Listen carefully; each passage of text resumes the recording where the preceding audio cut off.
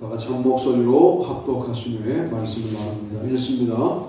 여호와의 종 모세가 죽은 후에 여호와께서 모세의 수종자 눈의 아들 여호수아에게 말씀하여 이르시되 내 종 모세가 죽었으니 이제 너는 이 모든 백성과 더불어 일어나 이 요단을 건너 내가 그들 곧 이스라엘 자손에게 주는 그 땅으로 가라. 내가 모세에게 말한 바와 같이 너희 발바닥으로 밟는 곳은 모두 내가 너희에게 주오노니 곧 광야와 이 레바논에서부터 큰 강 곧 유브라데 강까지 해쪽 속의 온 땅과 또 해지는 쪽 대해까지 너희의 영토가 되리라. 아멘. 하나님의 약속이 역사를 주도하신다 라고 하는 제목인데요, 우리는 아놀드 토인베의 이야기를 잘 알죠. 상황이 도전해요, 응전해요. 이게 역사라는 거예요. 물론 이렇게 단순하게 말씀하시지 않고 12권 두꺼운 책을 쓰셨어요. 역사의 연구라고. 그러나 핵심은 그거죠. 거기 하나님 없잖아요. 역사관을 바꾸셔야 돼요. 오늘 설교 잘 들으세요. 상황이 도전해요. 거기에 응전한다고. 세상 사람들도 그렇게 살아요. 여러분, 그렇게만 살면 그리스도인 아니에요. 자, 도전에 응전했어요. 응전이 안 될 때도 있어요. 우린 그걸 넘어졌다고도 말하고 죄 졌다고도 말하고 한 주간 부끄러웠다고도 고백합니다. 그러나 기독교 역사의 역사관은 뭐냐면, 따라합시다. 약속과 성취다. 이게 하나님의 역사관이에요. 주님이 약속한 건 반드시 이루신다. 할렐루야. 여러분, 이 믿음을 가지셔야 돼요. 주님이 약속하신 소소한 약속들이 있어요. 뭐 직장에 취업이 가능하겠느냐, 사업이 잘 되겠느냐, 뭐가 이루어지겠느냐, 이 소소한 약속만 약속이 아니에요. 아브라함과 이삭과 야곱에게 약속했어요. 특별히 아브라함에게 약속하셨죠. 너의 본토, 친척, 아버지 집을 떠나 내가 내게 보여줄 땅으로 가라. 그러면 새로운 민족을 주겠다, 새로운 땅을 주겠다 그러셨어요. 창세기 12장 1절 2절에. 자, 새로운 땅 봤습니까? 아브라함이 못 봤어요.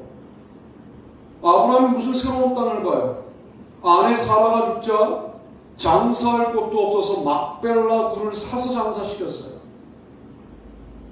약속이나 주시지나 말지 엄청난 약속을 줘놓고 땅 그림자도 못 보게 인생이 끝났다고요.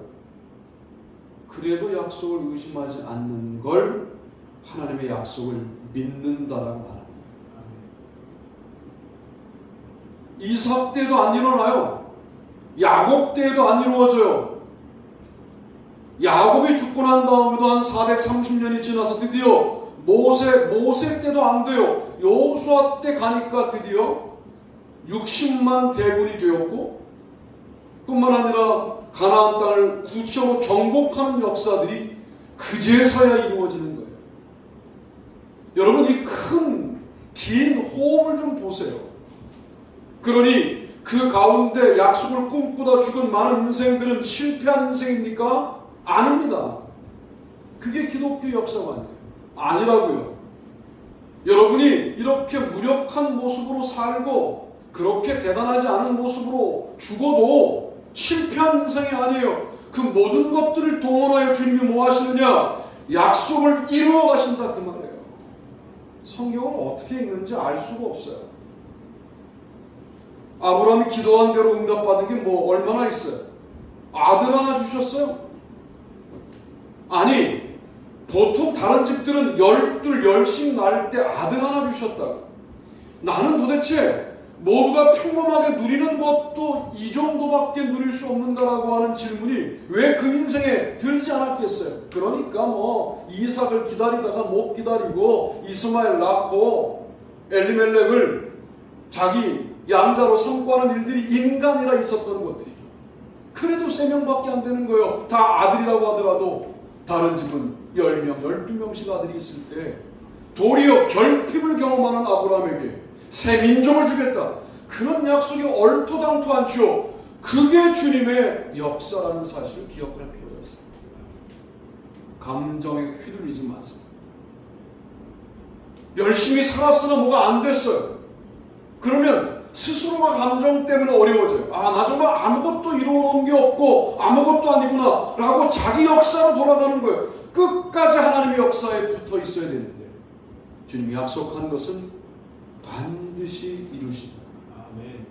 이 믿음을 가지시게 되기를 바랍니다.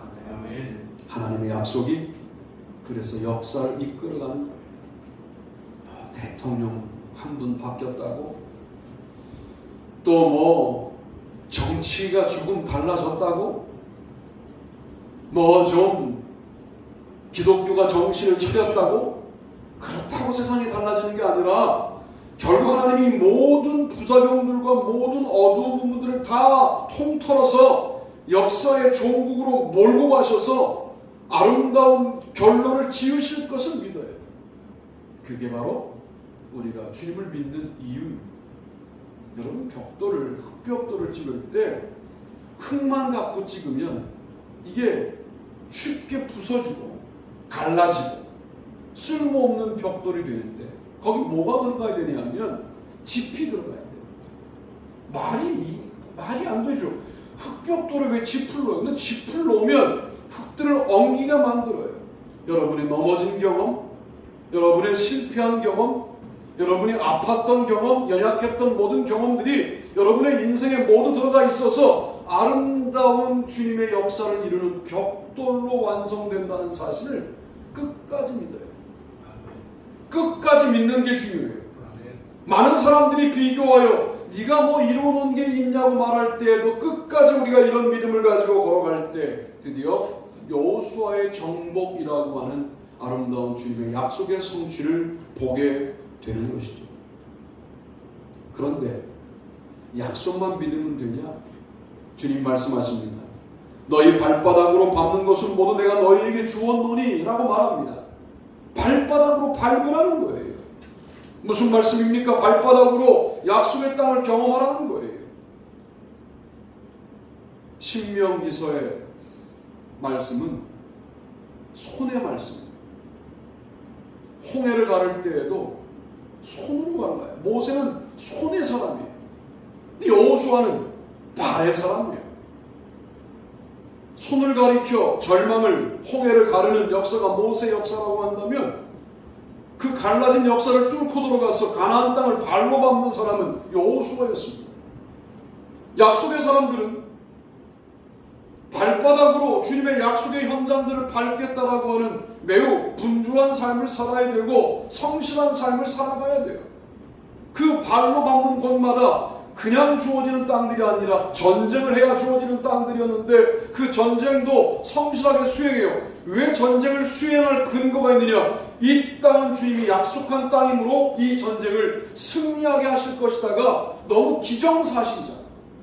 그러니까 이 전쟁이 두렵지가 않죠. 이 전쟁은 여호수아의 전쟁이 아니라 하나님의 전쟁이 되는 것이죠. 이게 바로 약속을 믿는 자들에게 주어지는 복이다.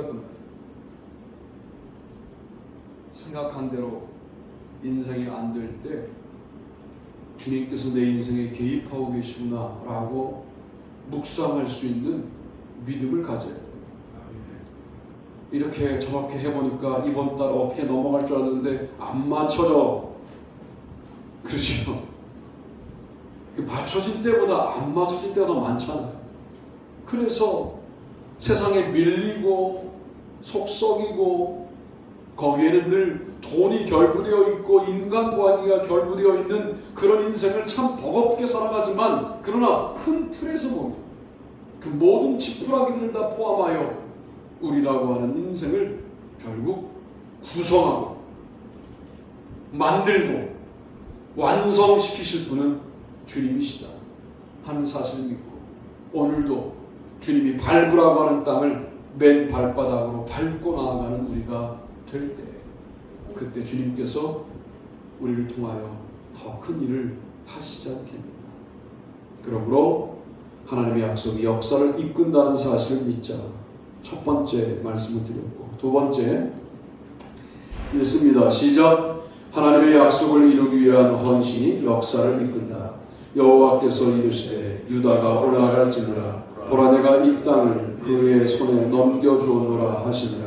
유다가 그의 형제 시므온에게 이르되 내가 제비 뽑아 얻은 땅에 나와 함께 올라가서 가나안 족속과 싸우자. 그리하면 나도 내가 제비 뽑아 얻은 땅에 함께 가리라 하니 이에 시므온이 그와 함께 가니라. 아멘. 사사기 1장 2절로 3절. 거기에도 하나님이 하신 말씀이 유다가 올라갈지니라. 사실은 이거 여호수아가 죽은 후에 혼란을 경험하는 이스라엘 자손은 누가 먼저 올라가 가나안 족속과 싸울까 이런 논쟁을 벌이고 있을 때 하나님이 그냥 한마디 하시는 거예요. 야, 유다 족속이 먼저 올라가. 유다가 먼저 올라가. 그러자 올라갔다는 거예요. 여러분, 이게 주는 의미가 뭐냐면 올라가면 위험한데요 할 말이 많았다는 거죠. 올라가면 그 전쟁 제가 이길 만한 능력이 없는데요. 올라가면 제 무기는 그렇게 강력하지 않은데요. 올라가면 제가 패배할지도 모르는데 그 길을 올라가라고요. 올라가라. 그러면 올라갈 수 있겠냐고. 너무 생각이 많아졌어요. 그 생각대로 살아서 우리가 이 모양이라고 한다면 이제 주님의 역사의 현장을 걸어봐야 되겠다라고 하는 어떤 의지를 가져야 되는데 아직도 내가 살아있다 그 말이에요. 참 이거 죽을 때까지 안 되는 거 아닌가 싶어요. 이렇게 설교하는 나도 아직도 내가 살아있어서 괴로워한다는 거, 이게 인간의 숙명 같은 거, 그 살아있는 나를 제대로 알지도 못하고 제대로 파악도 못하고 제대로 만나지도 못했는데 불구하고 아직도 나의 자존심 때문에 인생을 망쳐나가는 그런 모습으로 우리가 살고 있는 거 아니냐 그 말이에요. 그런데 유다가 올라갈지니라. 다른 부가 설명이 없어요. 그러자 시므온을 데리고 올라가 남유다의 유다와 시므온 지파가 차지하게 되고 나머지 10지파는 북이스라엘로 나뉘어지는, 그러니까 순종했던 원래 하나님의 백성은 유다와 시므온 이렇게 되는 거죠. 결국 하나님의 약속을 믿는다면 무엇이 동반되어야 하느냐? 헌신이 동반되어야 한다. 우리는 헌신 그러면 자본주의 사회를 사니까 무슨 재정적인 헌신, 이게 결코 쉽다고 말씀드리는 게 아니에요. 그러나 헌신의 레벨로 볼 때 그리 높은 거 아니에요. 왜? 돈은 드리고도 내가 살 수 있지만 목숨은 드리면 내가 살 수가 없어요. 그런데 주님이 원하시는 헌신은 뭐냐면 목숨이 위험한 현장에 네 목숨을 가지고 가라고 하는 헌신을 자꾸만 축소해서 재정적인 헌신으로 깔아앉힌단 말이에요. 그 정도 헌신이 아니라 지금 죽음의 위협 가운데 뛰어들라고 하는 헌신을 요구하시는 거예요. 정말 주님을 믿는다면 그럴 수 있겠냐 라고 우리에게 묻고 있는 거죠. 선교사님들의 이야기를 들어보면 저야 목숨을 바치지 않아도 충분히 목회가 가능한 그런 상황입니다만 그들은 목숨을 바쳐야 되는 상황 가운데서 선교하지 않습니까? 젊은 날 들어가서 목숨을 바쳐 목숨을 잃었는데 아내들이 또 들어가고, 아내들이 들어갔을 때에는 그 부족이 도대체 이들의 사랑의 크기에 너무 압도가 되는 거죠. 저들의 남편들을 우리가 창으로 죽였는데 그때 그들에게 총이 있었다. 그런데 그 총을 쓰지 않아요. 총은 밀림에서 짐승들이 덤벼들 때 쓰기 위한 것이었지 사람을 죽이기 위한 것이 아니었어요. 그러니까 그 부족이 선교사들을 향해 던진 창을 그냥 온몸으로 받아내고 30대 초반에 선교사들이 죽었는데 그 부인들이 또 들어가는 거예요. 부인들을 본 그들의 마음이 이런 사랑을 만나본 적이 없는 거죠. 그 사랑에 그 부족이 무너지면서 그리스도인들이 되고, 그 책이 전능자의 그늘이라는 제목으로 나와 있지 않습니까? 선교사들은 현금으로 선교비를 받잖아요. 이제 현금을 찾아가고 갖고 있다라고 하는 생각들을 강도들이 하는 거예요. 복면을 쓰면 현금만 가져가겠다. 그런 메시지고요. 복면을 벗고 들어오면 현금도 가져가고 너도 죽이겠다. 타직 혹은 타직이라고 말하는 그 선교사님은 사모님을 잠깐 두고 선교지에 가셨는데 복면을 벗은 강도에 들어온 거죠. 사모님을 수십 군데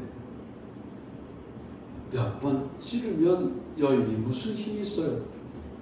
죽을 텐데 그거를 수십 군데 꼬챙이 같은 걸로 찍어가지고 난도질 해놓고 돈을 가져갔어요. 타직에다가 사모님의 묘소를 만들어 놓고 선교 철수를 했어요. 그래서 한국에 돌아와서 한 달 동안 기도하는데 하나님이 응답하지 않아요.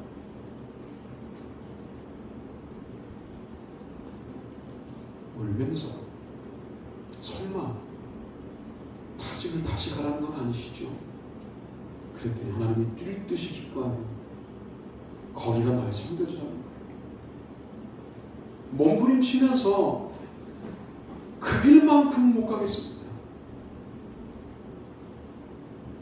내 뜻은 다시 그리로 가는 것이다. 선교사님이요, 기차를 타고 쫙 그 선교지로 들어가는데 몇 정거장 전부터 마주 나왔던 타직 사람들 같이 뛰고 다시는 선교사를 못 볼 줄 알았던 그들의 마음이 그 선교사님을 다시 보니까 살아계신 예수님을 보는 것처럼 여겨지는 거죠. 그 기차를 뛰면서 다 울어. 그리고 선교 2기가 시작되는 거예요. 이런 게 기독교예요. 이런 게 우리가 믿는, 하나님을 믿는 믿음의 내용이에요. 로마 초기에 귀족들보다는 먼저 로마의 하급 장교들이 예수 그리스도를 믿게 된 데에는 원형 경기장에 사자를 풀어놓고 기독교인 가족을 죽게 만들었던 그 장면을 많은 역사학자들이 고증하여 말합니다. 얼마나 잔인하냐 하면 부모가 보는 앞에 아이들을 사자밥 되게 만드는 거예요. 얼마나 가슴 아파요. 내가 죽는 건 괜찮아요. 그런데 내 아들이, 내 딸이 사자의 입에 찢기는 거예요. 그걸 보면서 묻는 거죠. 너 지금이라도 예수를 안 믿는다고 말하면 너는 살려주겠다. 그걸 버티고. 그리고 마지막에 아내를, 남편. 그런데 그 시신을 수습하던 로마의 병사들이 시신을 수습하다가 장엄한 두려움 가운데 빠져요. 왜 그럴까요? 모든 시신이 하나같이 미소 짓고 죽었어요. 마지막 삶과 죽음이 갈라지는 순간에 그들이 뭘 봤냐 하면 환한 빛으로 자기를 맞이하는 하나님을 본 것이죠. 그것이 기독교예요. 그런데 그런 헌신을 뒤로하고 내가 재정적인 헌신을 설교할 것 같아요? 그거는 따라와야 되는 거예요. 여러분 기도할 때 흥분하면 내 삶을 바칩니다. 내 목숨을 바칩니다. 그 기도 책임지세요. 그런데 놀랍게도 하나님의 약속을 믿고 헌신을 마다하지 않았던 인생들에 대하여 우리의 성취가 아니라 하나님의 성취를 이루어 가신다는 것 여러분 꼭 기억하게 되기를 바랍니다. 세 번째 읽어보시죠. 읽습니다. 시작. 하나님의 약속을 향한 복비가 역사를 이끈다. 그 여인이 모압 지방에서 여호와께서 자기 백성을 돌보시사 그들에게 양식을 주셨다함을 듣고 이에 두 며느리와 함께 일어나 모압 지방에서 돌아오려 하여 있던 곳에서 나오고 두 며느리도 그와 함께하여 유다 땅으로 돌아오려고 길을 가다가 룻기 1장 6절로 7절 말씀입니다. 흉년이 왔어요. 기근이 왔어요. 양식을 따라 모압 땅에 갔어요. 그랬더니 남편 죽고 아들 죽고. 하나님이 자기 백성을 돌보셔서 유대 땅에도 양식을 주셨다 하는 말을 듣고 하나님의 역사를 간증하는 말씀을 들은 거죠. 그 말씀을 듣고 다시 유대 땅으로 돌아올 때 그 집안이 다시 일어나게 돼요. 썩을 양식을 위하여 일하지 말고 영생하도록 영생을 주는 양식을 위하여 일하라 라고 하는 말이 이런 의미입니다. 먹지 말고 살자는 말이 아니에요. 먹고 살되 하나님이 주시는 양식을 우리가 먹고 살아가느냐, 아니면 내가 모든 주인이 된 삶의 내용을 가지고 벌어들인 양식을 먹고 사느냐는 큰 차이가 있다 그 말입니다. 여러분, 우리가 스스로 성공과 실패를 가늠할 때 우리는 지금 어떤 미래를 계획하고 바라보는 거냐면 나의 미래 가운데 붙들려 있는 거예요. 나의 미래를 더 큰 하나님의 미래가 끌어안고 있다는 사실을 믿어야 돼요. 나의 삶의 원칙을 더 큰 하나님의 원칙이 품고 계시다는 사실을 믿어야 돼요. 그리고 나의 계획을 나의 생각대로가 아니라 하나님의 판단과 생각대로 이루실 것도 믿어야 돼요. 당장 먹을 것이 없어요. 그렇다고 모압 땅을 쫄래쫄래 가면 거기서 먹고는 살았어요. 먹고 사는데 문제가 없었어요. 왜? 모압 땅은 기근에도 불구하고 먹을 것이 있었으니까. 그런데 놀랍게도 남편 죽고 아들 죽고, 그 잘못된 결정을 통해서도 룻을 만나게 하셔서 룻을 다윗의 할머니 되게 하시고 예수님의 족보에 올라가게 만드시는 주님의 역사를 이루어 가시지만, 그러나 약속의 땅을 양식의 문제 때문에 떠나지 말아야 된다 그 말이에요. 주님이 자기 백성을 돌보신다는 사실을 구체적인 삶의 현장에서 믿을 수 있는 믿음, 이 믿음을 주님의 역사를 믿는 믿음이라고 오늘 제가 정의해보고 싶습니다. 당장 먹을 게 없는데요, 자기 백성을 돌보시는 주님의 돌보심은 아직 끝나지 않았다 하는 사실을 끝까지 믿고 발바닥으로 밟을 땅을 밟고 또 따라야 될 원칙을 따르고 살아가는 거예요. 그러다 보면 이상하게 공급하시는 거죠. 놀랍게 공급하시는 거죠.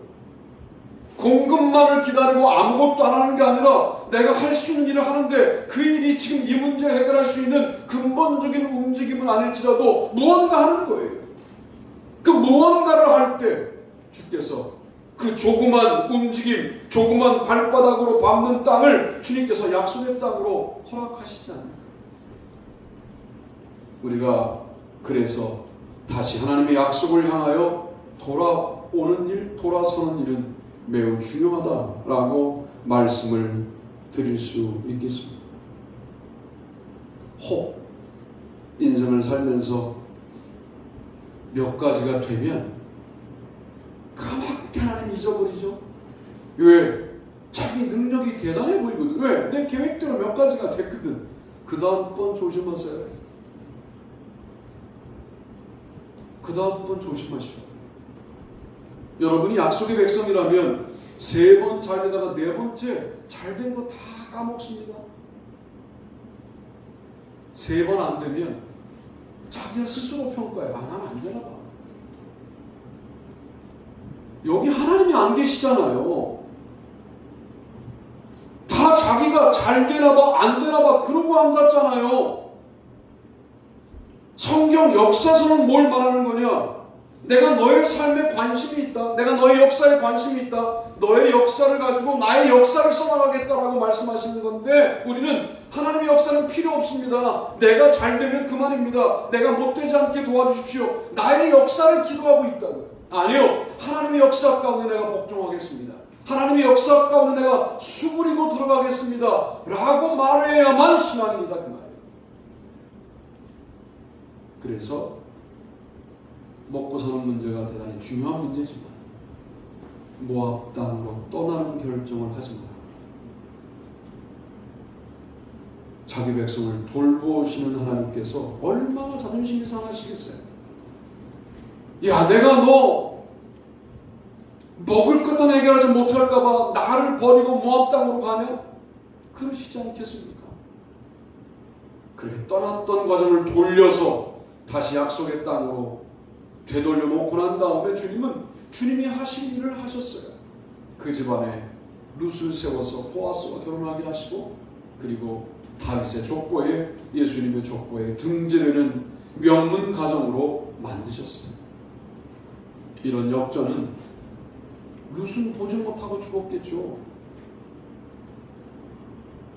내가 예수님의 족보에 등재되었다는 사실을 룻은 경험하지 못하고 죽었겠죠. 그러나 하늘나라에서 얼마나 감격적으로 나 같은 여자가 예수 그리스도의 족보에 등재되는 영광을 누리다니. 그때 나오미를 따라서 오기를 잘했다. 그때 보아스와 결합하기를 잘했다 라고 말하지 않겠습니까? 그런 측면에서 하나님의 약속이 역사를 주도하신다는 사실을 끝까지 믿는 거예요. 넘어질 수 있어요. 쓰러질 수 있어요. 몇 번 안 될 수 있어요. 몇 번 될 수 있어요. 그러나 되고 안 되는 모든 것들을 통틀어 주께서 섭리하시고 역사하시고 함께 하셔서 우리의 미래가 아니라 우리를 통한 하나님의 미래를 열어가신다는 사실을 의지하시고 일어서는 저와 여러분이 되기를 주님의 이름으로 축복합니다. 바닥에서 일어나시고